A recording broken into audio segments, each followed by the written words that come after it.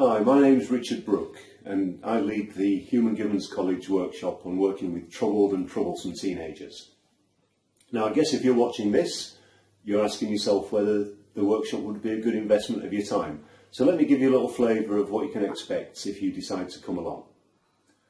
Well, troubled and troublesome. In my career as a social worker, I've worked in adolescent mental health services and youth offending teams, among others, so I've encountered both.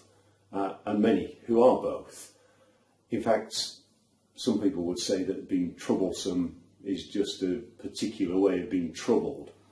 And actually, whichever way you look at it, the first thing that you need to do with teenagers is to help them figure out what the trouble is. So that's where the workshop begins. We'll start with what I like to call the rough guide to adolescent development. Give us a chance to think about some of the key changes that are going on in teenage lives. We'll then look at some of the wisdom that the Human Givens approach can bring us to help understand what's going on with those particular young people who are having particularly severe difficulties.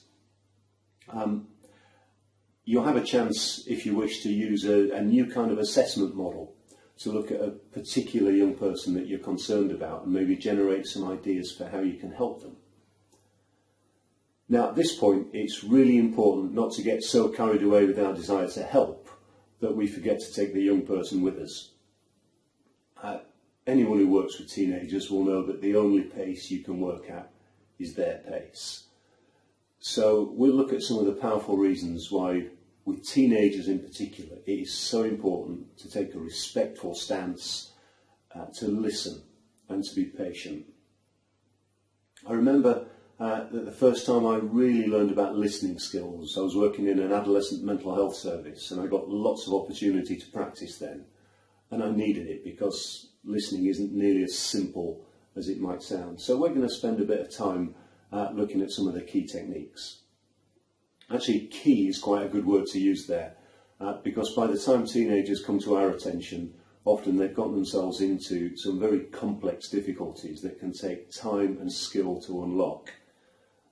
So we're going to spend a fair amount of time looking at some of the key communication skills that can help us to help teenagers understand themselves better and to move forward. Now, as they begin to do that, the next barrier we often encounter in our work with teenagers is goals.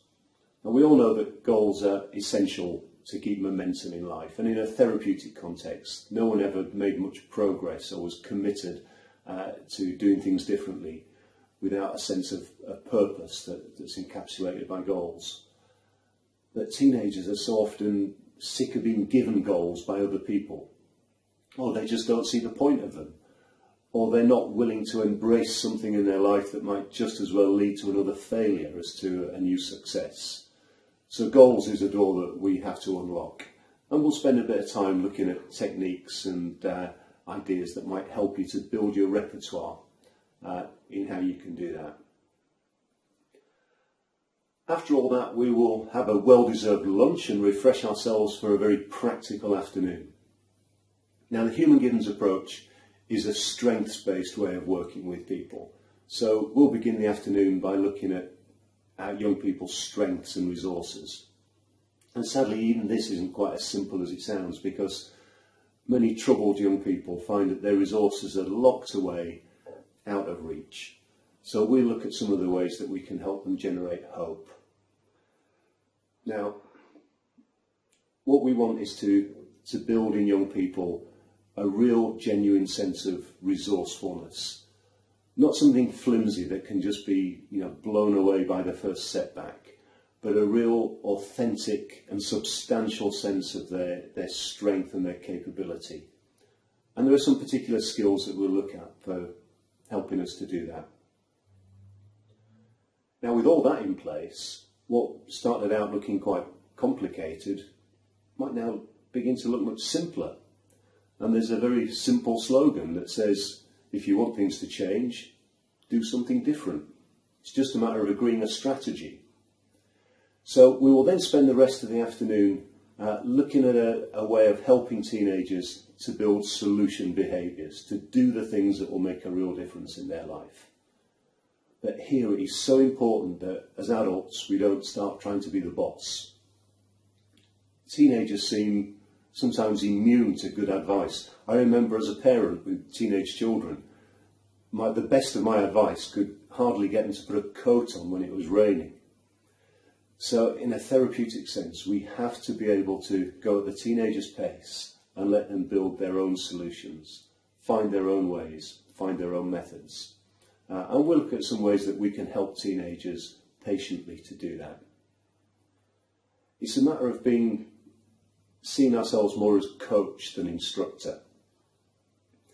And actually that can lead us into some quite strange and new territory, because sadly being an instructor comes far more naturally to many adults, and many teenagers aren't used to having a coach, so it can all seem very strange. And actually that's fine.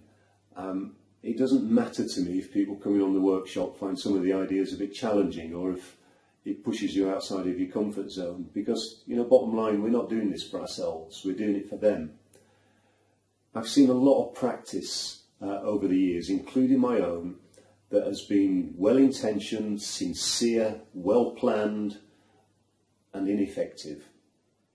What I really want for teenagers, when they meet with their adult mentors, be they teachers, doctors, social workers, youth workers, volunteers, even parents, in fact any of the vast array of people who've come on this workshop over the years, I want them to really engage, to be really heard, to find in themselves real resourcefulness and self-belief. I want them to find the new behaviours that will lead to real genuine changes and benefits in their lives. And I found that the Human Givens approach has been the key to so many of my successes over the years in working with young people. I love to share my stories, almost as much as I love to hear yours. So I'd love to meet you. Come along and let's take a few steps together on the journey to becoming even more effective practitioners.